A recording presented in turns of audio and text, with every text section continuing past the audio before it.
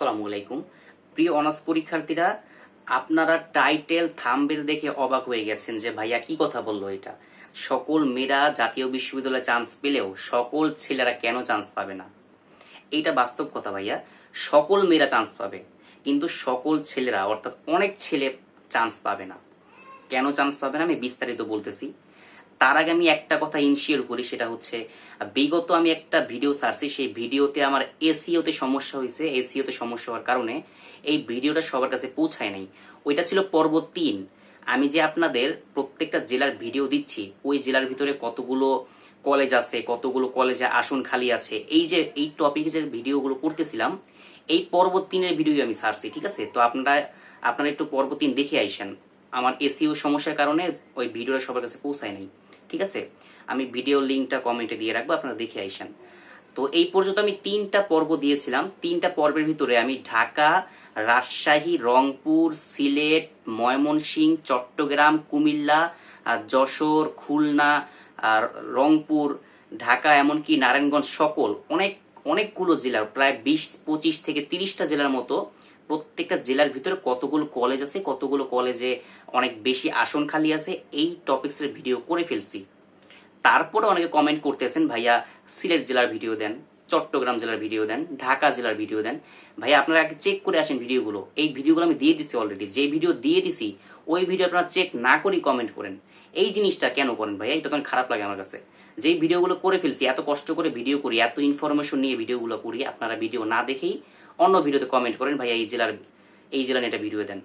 তো আপনারা আগে কমেন্টগুলো মানে ভিডিওগুলো চেক করে আসবেন। ঠিক আছে, তো চলেন মূল ভিডিওতে শুরু করা যাক। মূল ভিডিও হচ্ছে আমাদের অন্য টপিক্সের, সেটা হচ্ছে সকল মেয়েরা কেন চান্স পাবে। তার কারণ হচ্ছে প্রত্যেকটা জেলায় ভাইয়া, প্রত্যেকটা জেলায় এই পর্যন্ত যতগুলো জেলায় আমি ভিডিও করছি, প্রত্যেকটা জেলায় একটা করে ওমেন্স কলেজ আছে, মহিলা কলেজ আছে।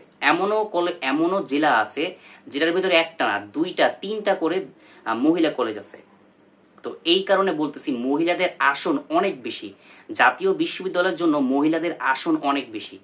আর যে কলেজগুলো আছে সেই কলেজগুলো কম্বাইন্ড, ওই কলেজে ছেলেও আবেদন করতে পারবে, মেয়েও আবেদন করতে পারবে। কিন্তু ছেলেদের কোনো নির্দিষ্ট কলেজ নাই, কিন্তু মেয়েদের নির্দিষ্ট কলেজ আছে। তাই আমি প্রত্যেকটা জেলার বোনদেরকে রিকোয়েস্ট করব যে আপনারা আপনার জেলার ভিতরে যে মহিলা কলেজ আছে সেই মহিলা কলেজে আগে আবেদন করেন।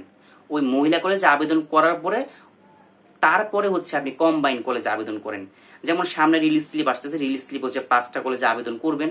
ওই 5টা কলেজের ভিতরে আপনি একটা কলেজ, 1 নম্বর কলেজটা মহিলা কলেজ রাখেন। কারণ আপনারা তো চিন্তা করতে হবে যে ছেলেরা কোথায় যাবে, আর ছেলেরা হচ্ছে দেশের ভবিষ্যৎ।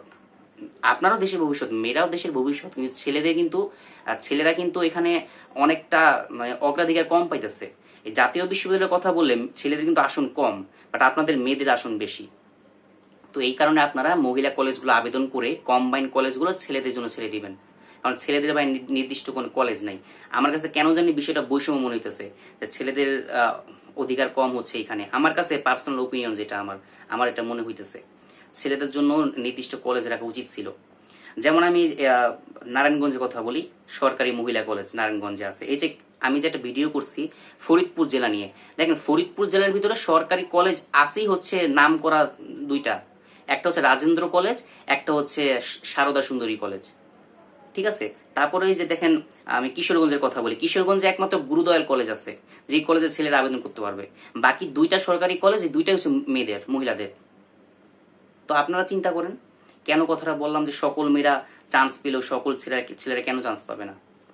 যাই হোক, আমার কথায় ভুল হয়ে থাকলে, আপনারা কষ্ট পেয়ে থাকলে আমাকে ক্ষমা করে দিবেন। আমি আমার যে পার্সোনাল ওপিনিয়ন এটাই আমি আপনাদের শেয়ার করলাম। ঠিক আছে, বাকিটা হচ্ছে আপনাদের সিদ্ধান্ত, আমার কথায় ভুলও হতে পারে। তো যাই হোক, এখন আমি আপনাদের কাছে একটা রিকোয়েস্ট করব, যারা মেয়েরা আছেন তারা হচ্ছে আগে জেলা ভিত্তিক যে মহিলা কলেজগুলো আছে ওগুলো আবেদন করবেন। যেমন সেন্ট্রাল ইউনিভার্সিটি, ঢাকা সেন্ট্রাল ইউনিভার্সিটির 7 কলেজ আমি আপনারা চিনেন। দেখেন এইখানেও একটা না 2টা মহিলা কলেজ আছে। একটা হচ্ছে ইডেন কলেজ, একটা হচ্ছে বদরুন্নেসা কলেজ। ঠিক আছে, আর ছেলেদের জন্য শুধু একটা কলেজ, ঢাকা কলেজ। তো এখানেও কিন্তু দেখেন ইডেন কলেজে সবচেয়ে সংখ্যা বেশি, 7 কলেজের মধ্যে সবচেয়ে বেশি সিট বা আসন হচ্ছে ইডেন কলেজে। ওই ইডেন কলেজটা মেয়েদের। তো এই কারণে বললাম যে আপনারা অবশ্যই যারা মেয়েরা আছেন তারা হচ্ছে মহিলা কলেজগুলো আগে আবেদন করবেন, আর কম্বাইন কলেজগুলো হচ্ছে ছেলেদের জন্য ছেড়ে দিবেন। বা কারণ ছেলেদের চান্স পাওয়া লাগবে, ঠিক না? ছেলেরা কোথায় পড়বে? তো যাই হোক, আরেকটু আপডেট দিয়ে রাখি, সেটা হচ্ছে জাতীয় বিশ্ববিদ্যালয় থেকে রিলিজ স্লিপ কবে প্রকাশ করবে, সেটা হচ্ছে আগস্টের 24 তারিখ সম্ভাবনা বেশি, অথবা 20 থেকে 25 তারিখের মধ্যে যে কোনো একদিন রিলিজ স্লিপ প্রকাশ করবে। রিলিজ স্লিপ প্রকাশ করা মাত্রই আমি ভিডিও নিয়ে আসবো। ঠিক আছে ভাইয়া? তো সকলে ভালো থাকেন। আর হচ্ছে বিগত পর্বগুলো একটু কষ্ট করে দেখে আইসেন, পর্ব 1, পর্ব 2, পর্ব 3, যে জেলার ভিডিওগুলো আমি করছি, ওই জেলার ভিতরে কোন কলেজে কতগুলো আসন আছে, কোন কলেজে আবেদন করলে আপনার জন্য ভালো হবে, অনেক ডিটেলস দিয়ে দিয়েছি। আপনারা একটু কষ্ট করে ভিডিওগুলো দেখে আসবেন। ঠিক আছে ভাইয়া? তো আজকের ভিডিও এই পর্যন্তই। সবাই ভালো থাকবেন। আসসালামু আলাইকুম।